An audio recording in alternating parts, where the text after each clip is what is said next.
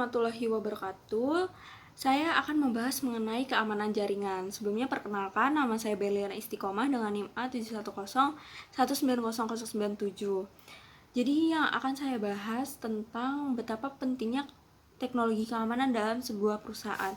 Jadi keamanan informasi menggambarkan usaha untuk melindungi komputer dan peralatan komputer, fasilitas, data, dan informasi dari penyalahgunaan oleh orang yang tidak bertanggung jawab.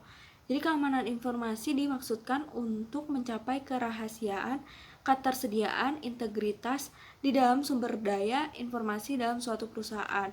Jadi manfaat dengan adanya sebuah teknologi keamanan dalam suatu perusahaan yang pertama dapat melindungi data dan informasi perusahaan dari penyikapan orang-orang yang tidak berhak.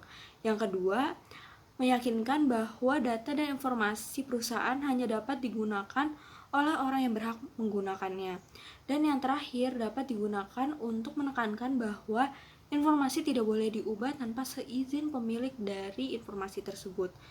Resiko dengan adanya sebuah keamanan teknologi di dalam sebuah perusahaan yang pertama, konektivitas memungkinkan landscape serangan siber yang luas.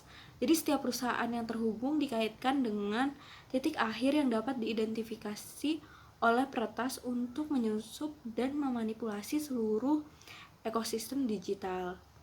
Yang kedua, celah infrastruktur warisan dengan perangkat yang sudah tua.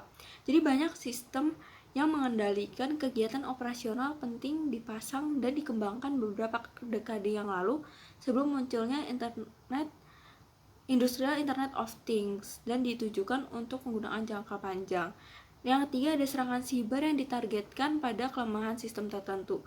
Jadi bentuk serangan seperti ini membutuhkan sistem perlindungan khusus karena langkah-langkah defensif yang luas seperti antivirus tidak umum diterapkan atau bahkan dapat merusak perangkat itu sendiri. Jadi yang terakhir ada akses sistem oleh pihak ketiga secara reguler.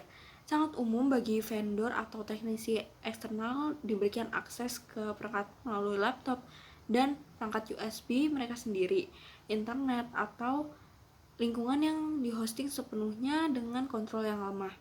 Contoh dari tidak adanya keamanan pada sebuah perusahaan. Jadi pengembang tidak menerapkan enkripsi untuk penggunaan variabel username dan password, dan penyimpanan private key yang tidak aman atau terdapatnya penggunaan account default untuk setiap sistem yang digunakan. Ada contoh lainnya adalah kelalaian dalam melakukan maintenance seperti pengembang menggunakan sertifikat digital yang sudah kadaluarsa, penggunaan database yang tidak terproteksi, hingga kelalaian dalam melakukan desain sistem, atau tidak mengindahkan kaidah standar praktis berdasarkan risiko dalam pembagian sistem yang bisa diakses secara publik dan sistem yang hanya bisa diakses oleh internal. Jadi kecenderungan serangan dan kebocoran data saat ini banyak terjadi karena faktor people dan juga social engineering. Sekian dari saya. Wassalamualaikum warahmatullahi wabarakatuh.